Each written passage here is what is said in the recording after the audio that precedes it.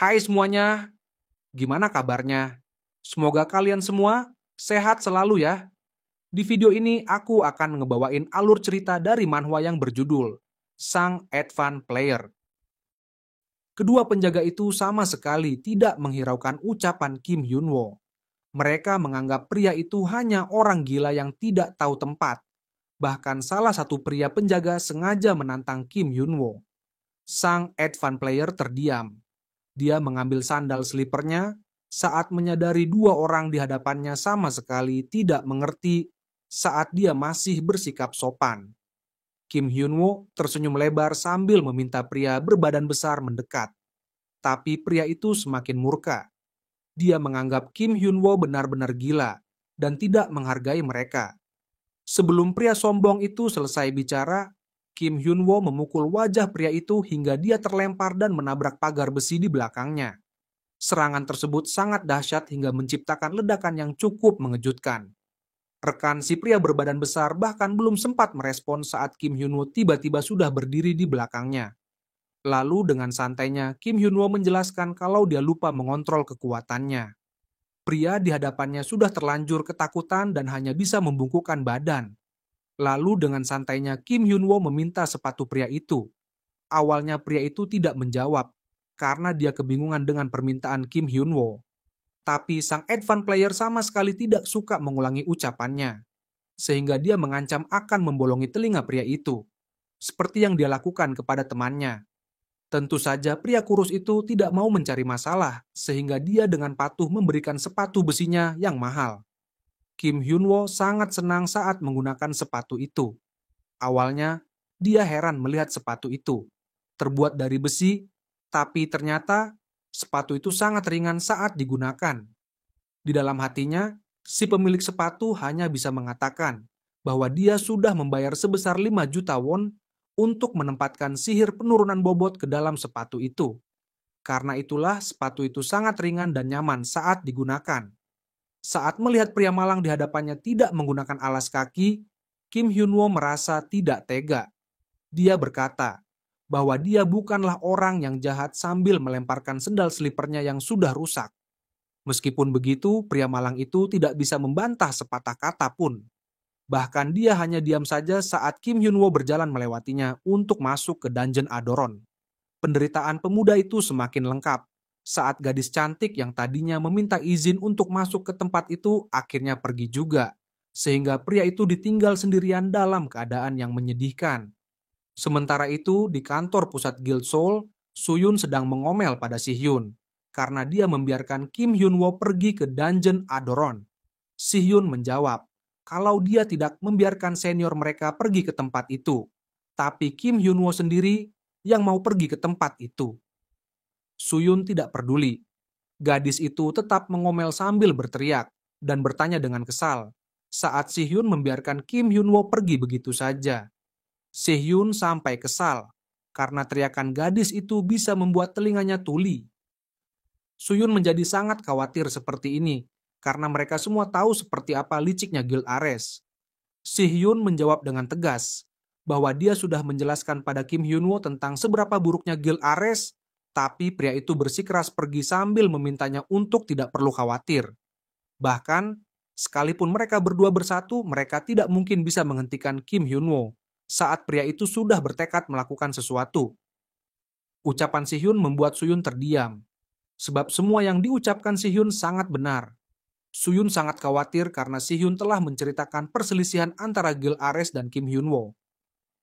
Jadi Si-hyun menjelaskan, dia mengetahui cerita tersebut dari Kim Hyun-woo sendiri, tapi dia tidak tahu seperti apa detailnya. Mereka berdua sama-sama tahu jika Kim Hyun-woo masih seperti yang dulu, maka dia bukanlah tipe orang yang bermasalah dan perlu mereka khawatirkan. Tapi sekarang, dia sudah berubah. Dan saat dia memiliki hubungan buruk dengan seseorang, dia akan menjadi sangat mudah marah pada musuhnya. Lalu dia akan menunjukkan kepribadiannya yang mengerikan dan aneh. Mereka berdua hanya bisa menghela nafas berat bersama-sama, karena mereka tahu seperti apa buruknya sikap Kim Hyun-woo sekarang. Saat ini, Kim Hyun-woo sedang memasuki area dungeon yang sepi dan gelap. Tapi pemuda itu terlihat sangat santai sambil memandangi sepatu barunya yang menakjubkan. Sementara itu, Si-hyun mengatakan bahwa mereka berdua tidak perlu terlalu khawatir, karena kemarin dia sudah membicarakan banyak hal dengan Kim Hyun-woo.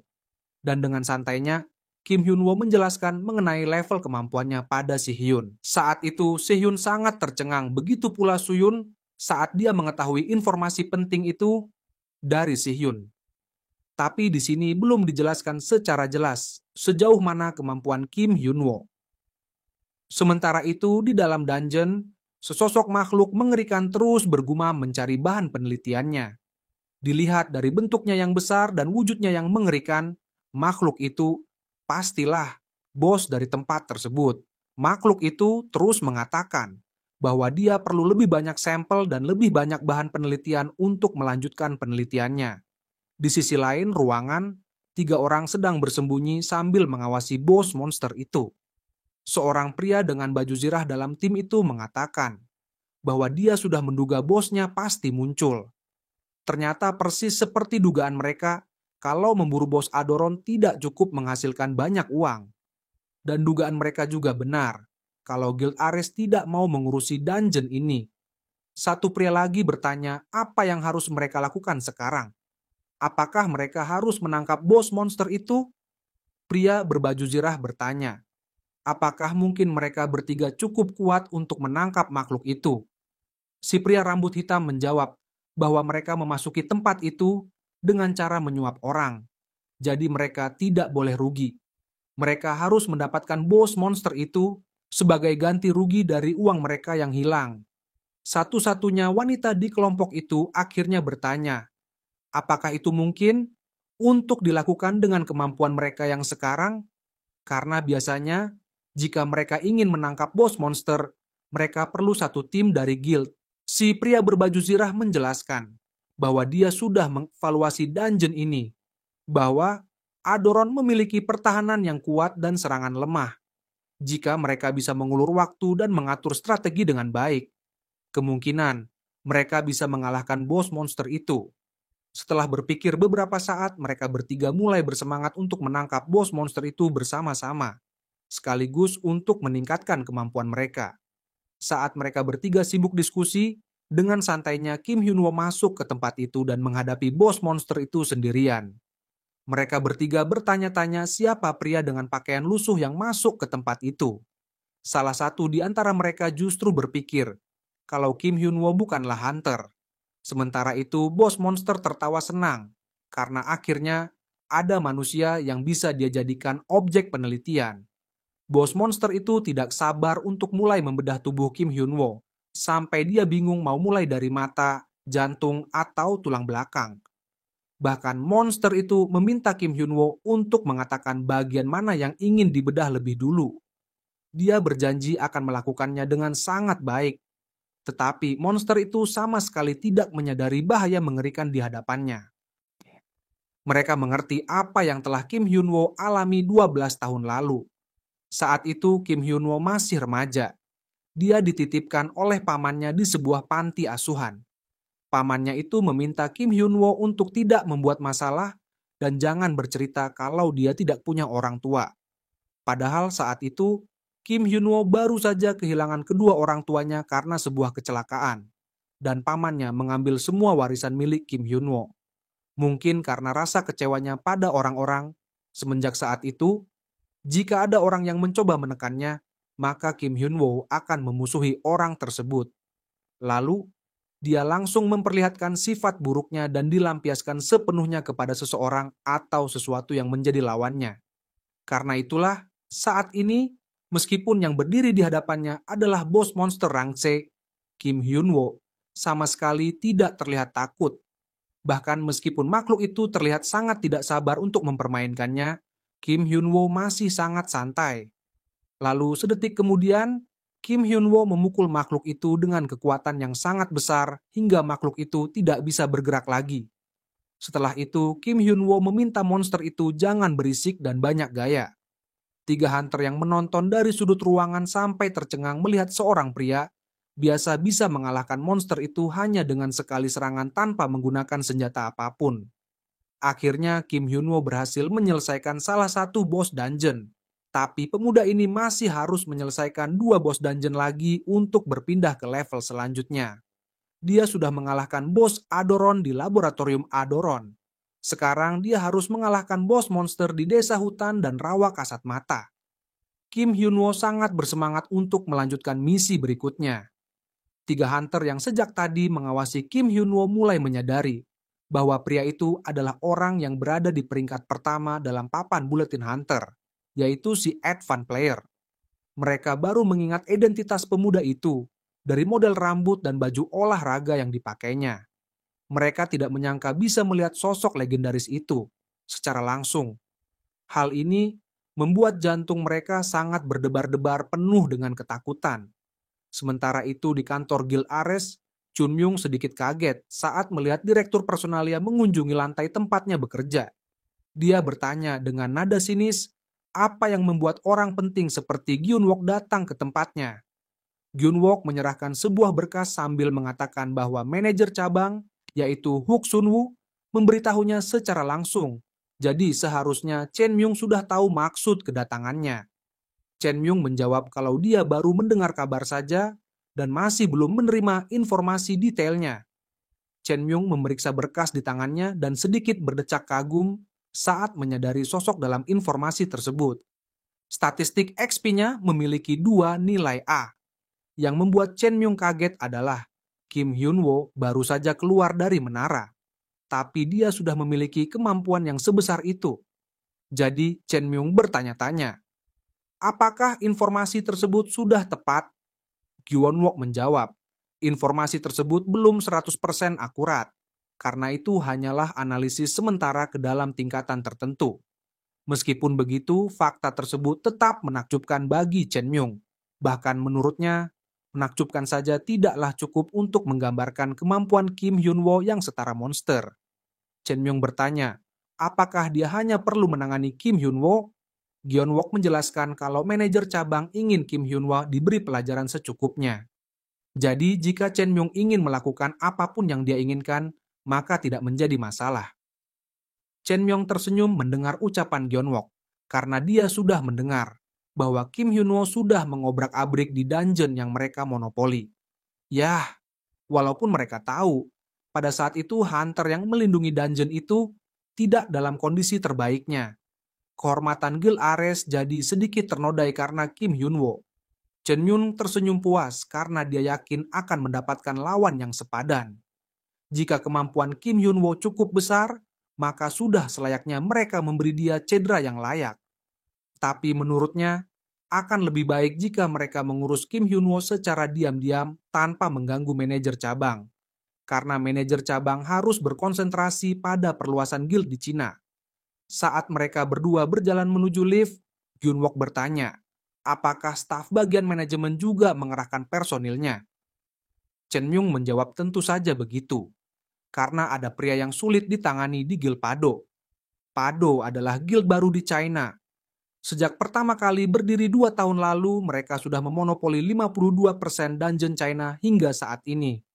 Setelah pemimpin guild mereka keluar dari menara, mereka mulai membuat Pado menjadi guild yang sangat besar dalam kurun waktu 4 tahun saja. Dan setiap eksekutif terkemukanya terkenal karena memiliki kemampuan seperti monster. Namun yang lebih mengejutkan, pemimpin guild Pado, sosok yang secara resmi meraih peringkat 5 dari seluruh hunter rank S di dunia, masih belum terkuak identitas aslinya. Sekali lagi, Chen Myung meminta Gyun-wook jangan terlalu mengkhawatirkan Kim Hyun-woo, karena mereka terlalu sibuk dengan Guild Pado. Mereka tidak punya cukup orang untuk memberi Kim Hyun-woo cedera yang layak. Tapi mereka akan mengirim ahli yang dipilih secara hati-hati untuk menangani pemuda itu dengan baik. Sementara itu, Kim Hyun-woo sedang sibuk mempelajari ponsel barunya. Dia sangat kagum dengan perkembangan dunia akhir-akhir ini. Menurutnya, orang-orang telah membuat terobosan tak terbatas. Si Hyun sampai heran dan bertanya apakah ponsel itu semenakjubkan itu. Kim Hyun-woo langsung mengambil foto Si Hyun dan mengatakan bahwa foto yang dia tangkap hasilnya sangat jernih dan jelas. Kim Hyun-woo bahkan sangat kagum saat dia mendapatkan beberapa game yang bisa dimainkan dalam handphone. Si Hyun sampai heran melihat respon berlebihan dari Kim Hyun-woo. Padahal dia sengaja membelikannya ponsel itu agar Kim Hyun-woo mudah dihubungi, tapi Kim Hyun-woo sudah memegang handphone itu selama 3 jam non-stop. Lalu Si-hyun menjelaskan bahwa dungeon desa hutan yang dicari Kim Hyun-woo adalah tempat yang dikelola oleh Guild Soul milik Si-hyun. Tapi sepertinya tidak ada bos monster di tempat itu. Awalnya Kim Hyun-woo masih sibuk dengan ponselnya meskipun dia mendapatkan informasi sepenting itu. Sampai tiba-tiba dia kalah dalam game yang sedang dimainkan. Lalu berteriak kencang saat menyadari bahwa Si-hyun menjelaskan di tempat itu tidak ada bos monster. Kim Hyun-woo bertanya dengan nada shock, kenapa di tempat itu tidak ada bos monster? Si-hyun menjelaskan kalau mereka baru saja menangkap makhluk itu beberapa minggu lalu. Lalu Si-hyun menjelaskan bahwa dungeon berbeda dari menara tutorial. Di dalam menara, pada umumnya monster bisa regenerasi dalam waktu 1 hari, baik monster biasa atau bos. Semuanya sama. Tapi dungeon yang ada di dunia nyata berbeda. Monster biasa akan muncul tanpa habis di suatu tempat saat hunter membunuhnya. Tapi, jika hunter membunuh bos monster, perlu beberapa waktu untuk regenerasi. Kim Hyun-woo bertanya, butuh waktu berapa lama sampai bos monster muncul lagi? Si-hyun menjelaskan, setiap dungeon memiliki durasi yang berbeda. Tapi di desa hutan, sekitar 1 bulan? Kim Hyun-woo sangat kaget mendengar jawaban itu. Karena itu berarti dia harus menunggu selama 1 bulan. Tapi Si-hyun menjelaskan bahwa bos monster itu telah ditangkap sekitar 4 minggu lalu. Jadi hanya tersisa 2-3 hari untuk mencapai siklus regenerasinya lagi. Lalu Kim Hyun-woo bertanya mengenai dungeon rawa kasat mata. Si-hyun menjelaskan bahwa dia tidak tahu banyak tentang tempat itu karena dungeon itu dimonopoli oleh Guild Ares. Si-hyun juga menjelaskan, bila mereka mencarinya pasti informasinya bisa didapat. Tapi Kim Hyun-woo sangat kesal, karena mau menangkap 1 bos monster saja, repotnya setengah mati. Si-hyun mencuci piring sambil bertanya, kapan Kim Hyun-woo akan mendaftarkan kemampuannya secara resmi ke Asosiasi Hunter? Kim Hyun-woo berbaring santai di atas sofa sambil bertanya, apakah itu wajib? Si-hyun menjelaskan, sebaiknya mendaftar, karena Kim Hyun-woo perlu mempunyai rang yang terdaftar agar bisa mendapatkan fasilitas yang berhubungan dengan asosiasi. Bahkan Kim Hyun-woo akan lebih mudah mendapatkan uang. Seketika Kim Hyun-woo bangkit dan bertanya dengan penuh semangat, apakah dia bisa menghasilkan uang jika membunuh monster setelah mendaftar di asosiasi? Si-hyun membenarkan hal tersebut, dan untuk itu, Kim Hyun-woo harus mendapatkan pencapaian setidaknya sekali setiap 2 atau 3 bulan. Seseorang bisa mendapatkan uang sekitar 130.000 won untuk rank B, lalu 250.000 won untuk rank A, dan perbedaan pemasukan untuk rank S lebih besar. Si-hyun saja mendapatkan 700.000 won dalam sebulan. Kim Hyun-woo langsung bersemangat mendengar nominal sebesar itu. Ia bahkan bergegas untuk mendaftar saat itu juga. Tapi Si-hyun segera mencegahnya dan menjelaskan bahwa saat ini tempat pendaftaran belum buka, karena ini masih malam. Kim Hyun-woo langsung berteriak penuh semangat dengan mengatakan bahwa dia akan melakukannya besok. Keesokan paginya di Asosiasi Pangkalan Pengukuran Kemampuan Hunter, Si-hyun benar-benar membawa Kim Hyun-woo mendatangi gedung itu. Mereka langsung menemui petugas yang akan mengukur kemampuan Kim Hyun-woo. Si petugas langsung menanyakan namanya saat mengetahui pemuda itu ingin mendaftar. Tapi saat Kim Hyun-woo menyebutkan nama aslinya, sang petugas langsung tahu bahwa orang yang ada di hadapannya adalah hunter yang baru saja keluar dari menara setelah 12 tahun. Hari itu banyak sekali orang yang datang mendaftar dan menanyakan tentang Kim Hyun-woo. Menurut petugas pria itu, mereka membesar-besarkan hal yang tidak berguna saat mengetahui nilai ujian Kim Hyun-woo yang cukup bagus. Setelah mengkonfirmasi data pribadi Kim Hyun-woo, petugas pria itu memberikan sebuah kotak kecil yang harus dipegang oleh pemuda itu. Alat yang akan dipegang Kim Hyun-woo adalah Investigator Eye. Di saat status grade muncul dari hologram yang ada di samping Kim Hyun-woo, maka kelas hunter akan ditentukan. Petugas pria itu menduga Kim Hyun-woo ada di rang B. Tapi karena tingkat kemampuannya membuat semua orang membicarakannya. dia menduga Kim Hyun-woo ada di peringkat B+. Tapi saat petugas pria itu melihat status Kim Hyun-woo di layar hologram, seketika wajahnya berubah dan dia berteriak mengatakan bahwa semua itu benar-benar gila dan tidak masuk akal. Berita tentang rank yang dimiliki Kim Hyun-woo langsung viral di internet. Mereka kagum melihat level kemampuan pemuda itu A semua. Karena teriakan staf yang bertugas di sana, beritanya tersebar luas.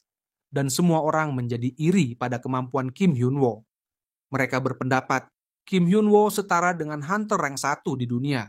Saat ini Kim Hyun-woo sudah berada di dalam mobil. Dia sangat heran melihat berita tentang dirinya yang menjadi sangat viral. Dia tidak menyangka. Baru saja dia melakukan tes dan beritanya langsung viral dalam waktu yang sangat cepat. Si-hyun menjelaskan emang seperti inilah orang zaman sekarang. Apalagi karena Kim Hyun-woo berhasil menaklukkan Dungeon Ares dengan sangat mudah. Pastinya akan banyak orang yang akan mengamati perilaku Kim Hyun-woo secara seksama. Sebagai peringatan, Sehhyun memberitahu Kim Hyun-woo kalau orang-orang dari Ares akan segera memiliki semua informasi tentang dirinya. Setelah pengukuran grade dan hasil yang keluar hari ini, mereka tak akan tinggal diam terhadap Kim Hyun-woo yang sudah mengganggu wilayah mereka. Jadi Si-hyun meminta Kim Hyun-woo untuk lebih waspada dan berhati-hati mulai sekarang. Tapi Kim Hyun-woo sama sekali tidak menghiraukan ucapan Si-hyun karena dia sibuk main game. Saat Si-hyun sedang membicarakan masalah yang sangat penting, tiba-tiba Kim Hyun-woo tertawa terbahak-bahak. Dia menunjukkan gambar loading game seseorang yang selalu muncul setiap kali dia masuk ke dungeon. Sosok bertopeng itu memiliki gaya aneh dan ada efek auranya juga di sekitarnya. Menurut Kim Hyun-woo, para hunter kelakuannya sangat berlebihan dan lucu sekali. Tapi anehnya Si-hyun tidak tertawa sedikit pun. Lalu dengan wajah serius Si-hyun mengatakan bahwa sosok bertopeng itu adalah dirinya. Kim Hyun-woo langsung berhenti tertawa dan memasang wajah kaget. Tapi Si-hyun menegaskan sekali lagi bahwa sosok yang sedang ditertawakan oleh Kim Hyun-woo adalah dirinya. Seketika Kim Hyun-woo terdiam dan menyimpan ponselnya. Dia bertanya, apakah Si-hyun tidak memiliki kesibukan untuk dilakukan? Karena Sukwon dan Suyeon selalu terlihat sibuk, tapi Si-hyun kelihatan punya banyak waktu luang. Dengan wajah menahan kesal, Si-hyun menjelaskan kalau dia sebenarnya sudah sangat sibuk, karena dia adalah pemimpin guild juga, tapi dia harus meluangkan waktu demi Kim Hyun-woo. Sementara itu di kantor manajemen milik Guild Ares, Gyun-wook terlihat sangat kaget saat melihat laporan tentang kemampuan Kim Hyun-woo yang mencapai rank A. Chen Myung mengatakan bahwa pria itu memang monster. Karena itulah sekarang dia mengerti kenapa manajer cabang ingin menyingkirkan pria itu. Chen Myung meminta Gyun-wook jangan terlalu serius menghadapinya dan jangan terlalu khawatir. Karena dia sudah menemukan cara untuk menyingkirkan Kim Hyun-woo dengan mudah. Dengan senyum licik Chen Myung mengatakan kalau dia sudah menghubungi Cheon Kang untuk mengurus Kim Hyun-woo. Seketika pria itu kaget saat Chen Myung menyebut nama Cheon Kang. Gyun-wook tahu kalau hunter yang berasal dari Cina itu sebentar lagi akan mencapai kelas S. Chen Myung mengatakan Cheon Kang adalah hunter yang sempurna untuk menghadapi Kim Hyun-woo. Informasi ini langsung membuat ketegangan di wajah Gyun-wook hilang, berganti menjadi senyum licik yang sangat lebar. Malam itu di dungeon desa hutan, Kim Hyun-woo dan Si-hyun memutuskan untuk masuk ke area tersebut. Kim Hyun-woo heran karena tidak ada penjaga di depan pintu masuknya. Si-hyun menjelaskan karena dungeon itu terafiliasi dengan guildnya, yang berarti Si-hyun bebas keluar masuk tempat itu sesuka hatinya. Sebentar lagi tengah malam, yang berarti sebentar lagi bos monster di tempat itu akan beregenerasi. Bukannya takut, Kim Hyun-woo justru sangat bersemangat memimpin dua pria lainnya untuk masuk ke tempat itu lebih jauh lagi. Tanpa mereka sadari, ada seorang pria misterius yang mengawasi mereka dengan senyum jahat di wajahnya.